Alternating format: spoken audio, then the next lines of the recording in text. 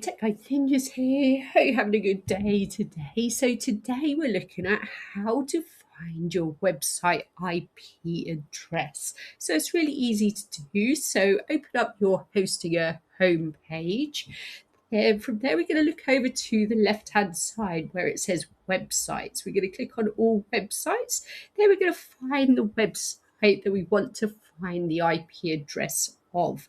From there, we're going to click onto the dashboard on the right-hand side. And then where the dashboard opens up, we're going to look to the left-hand pane where it says hosting plan. So I'm going to click on hosting plan and plan details. And right at the top, you should see various information about your website. And the third one down, you should see the website IP address, which contains random amounts of numbers. So that's it. That's how to find your website IP address on Hostinger. I hope that was helpful. Please like the video and subscribe. I will see you soon.